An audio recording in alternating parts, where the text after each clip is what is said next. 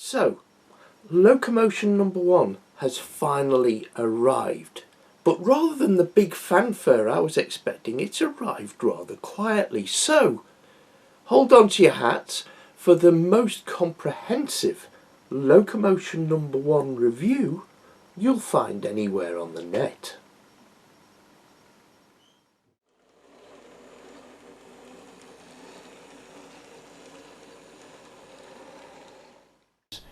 I think the Era 1 is the one era that's been pretty well ignored. Oh yeah, it has. And it's because it's tricky. Exactly. And now that the miniaturization to make a loco. I mean, have you seen Locomotion? I saw a video this morning actually of that running, and it's glorious. But as somebody who makes models, I'm thinking, how the hell did they do that? When I suggested it that we should do it, I literally saw the colour drain from their faces. I can imagine. Especially, and I was speaking to the designer, and that's he's a taking Wallchurch valve gear and throwing he it was, right. the designer, a very, very accomplished designer. Yeah. Very accomplished. And well, how are we going to get that to do that and do that? And I tell you, I saw it today. Yeah. And that video, and I thought, you did it, boy. He did, didn't he? That is a craftsman. That looks fabulous. It is. It runs well as well. It does. It doesn't have to run well when he makes that work, but it does. It runs well as well. Again, it's virtually, you see, you know you're on a good thing when you can get your first running samples through. Yeah. And you put them on the track, and if they run like that, you think, yeah, it's a good one. Yeah. And that's not easy. Yeah. Now, I will probably send a note because I'd just go back and say, now then, do it in TT. You think you're clever, do it in TT. So with this model eagerly anticipated, when I got to Gaydon and spoke to Martyn Weaver, I got the latest as the prototypes were first on show.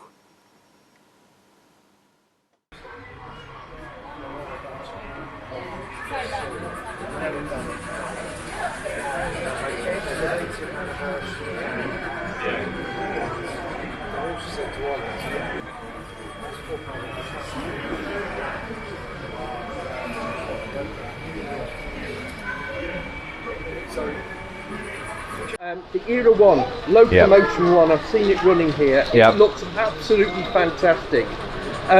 So it's building a kind of, I've noticed amongst the people that contact me, there's more people now saying, well, hold on a minute, we're now getting to the point that there's enough locos and stock to make Era 1 layouts realistic.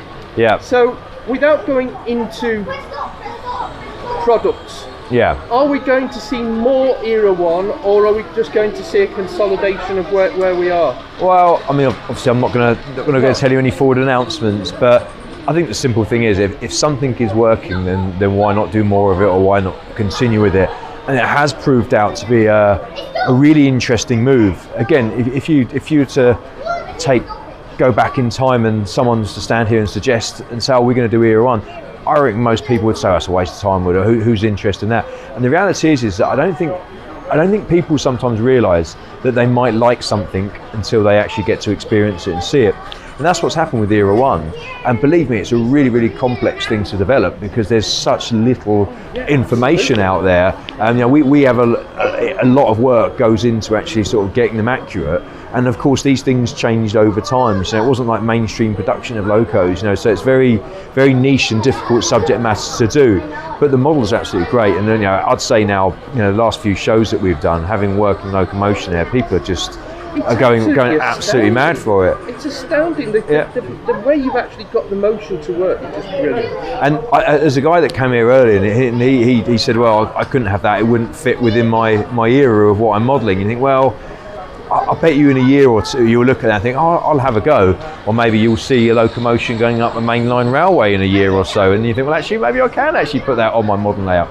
But back to your point about actual Era 1 layouts, I think that's going to be a really exciting thing to see, because to model that period of history, you know, there's not as much information out there of what a street would look like, or what, you know, you wouldn't have cars around or whatever else. The great thing is trees and grass and scenics have never changed. You can get that bit right. But, you know, with any figures, of course, the clothes that they're wearing, there's all these other little things that have got to come into it. So I'm very excited to see Era 1 layouts, because someone else has now got the tough job of researching it to get it accurate. Although, will we actually know if it was accurate with such little photography, if any, of that period?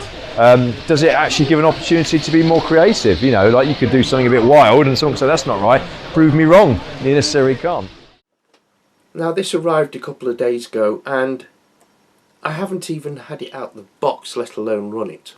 Now, when I first saw the model, I thought, wow, the complexity of that it would take a genius to develop that, and Hornby have pulled it off. Although there have been some criticisms on the net about the way this loco runs. So I intend to do this review with a completely open mind, but bear in mind the complexity of the design. I have a few theories, and when I do run it, we'll see how well it runs straight out of the box, and if it isn't perfect, I have a few solutions in mind. Right, straight out of the box, here we go. I do like this. It's got a nice touch of class, it's nice and sturdy, but more than anything it does give you a sense of the Victorian era, and after all, it adds a little bit of flavour, and yeah, I like that. And here we have a card with a little bit of history on the locomotive. That's something we can go into a little bit in this video, which I think you will have already seen. And there she is. Absolutely stunning. And a departure from the packaging that we've seen in the past. Now, I don't see any bits lying around in the bottom of the box, so all the stories about bits falling off, thankfully I haven't seen any of that. In the bottom of the box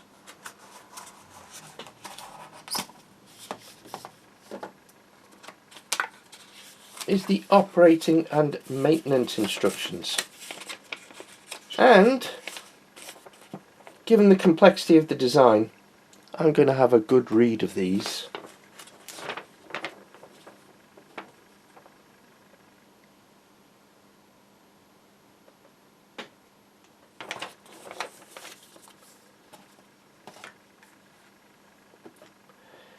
You get an accessories bag with driver and fireman and some coupling options.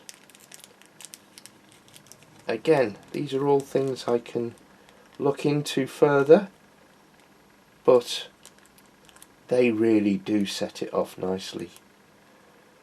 The problem is, if you fit these, you can't put it back in that cover. So, if I do fit these, it will be with black tack or something like that. And yeah.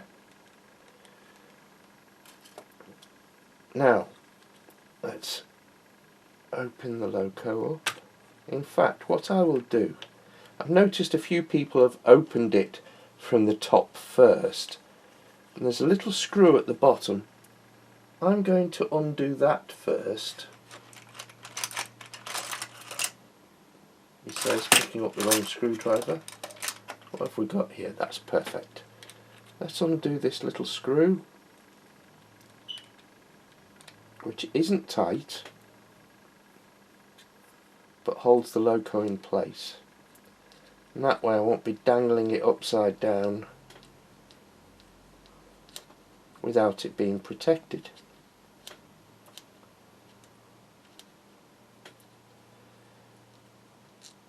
Right, so let's put that safe with the crew.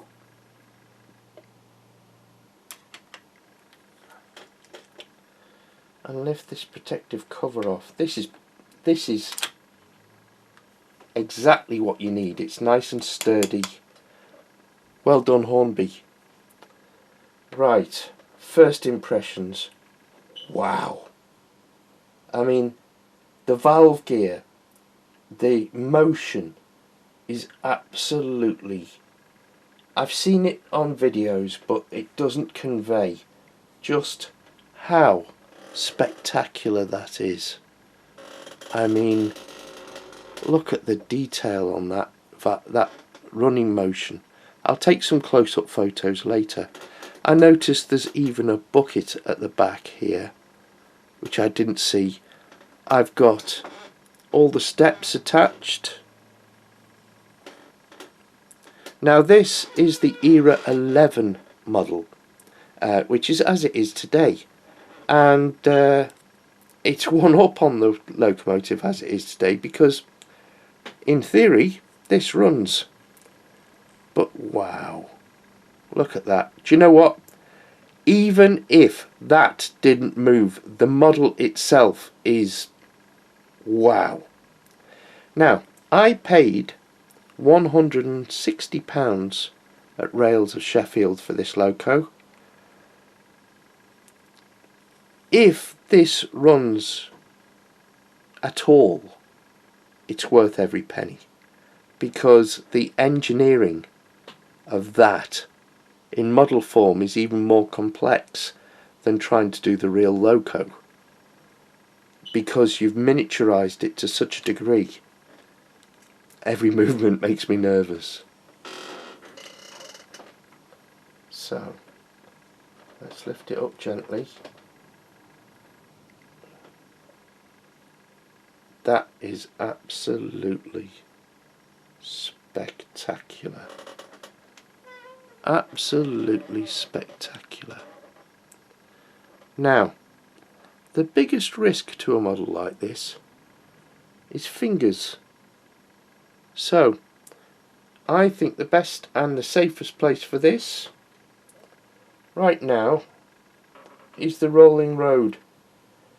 I'll place the loco on a layout.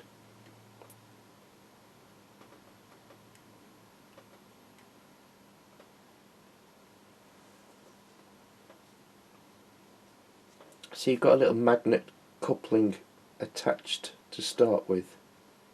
Absolutely amazing. So yeah, I will put this on the rolling road and then take some close-up photos on our layout.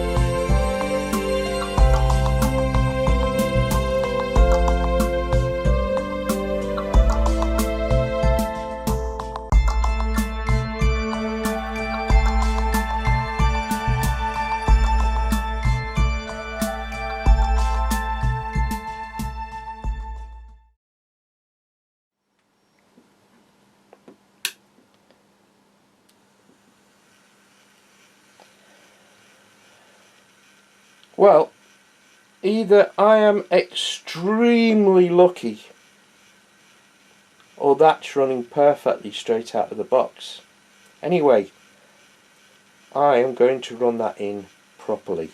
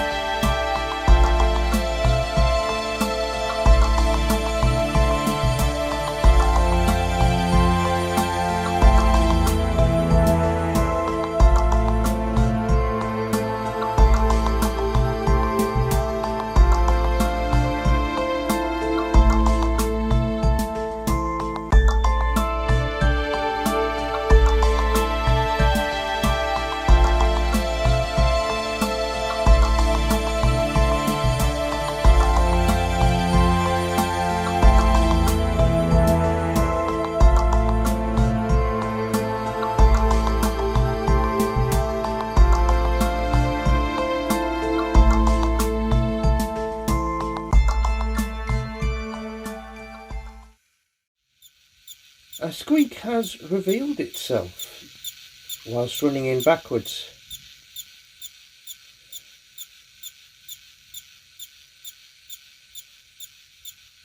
Time for a bit of oil. Right.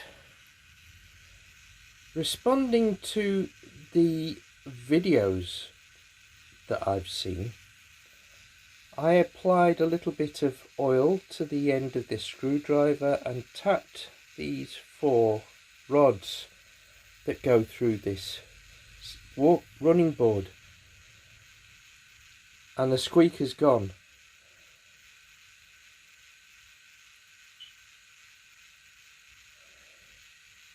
And it was this far one at the back where it was catching.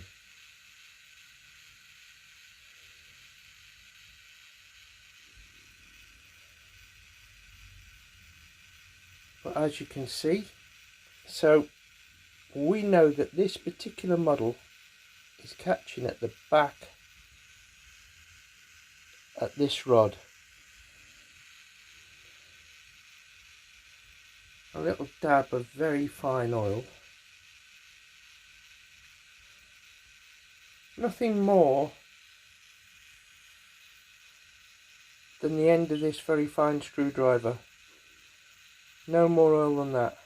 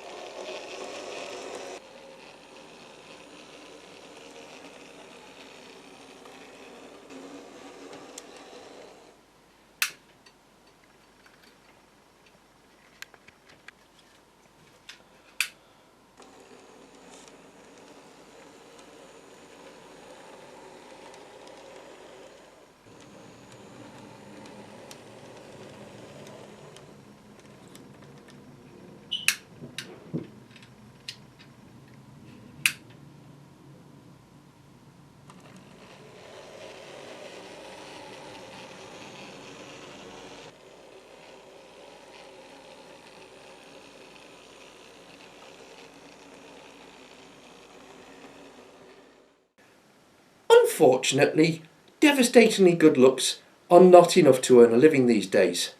Who knew? So, if you've enjoyed the video, and hopefully by the time you've reached this far, hopefully you have, why not give us a thumbs up, hit the like button and tell your friends, share the link, tell them about the video, and better still, click on the bell, click on the all option, and you'll be told when there's new videos coming, because I promise you there's some really good content coming to this channel.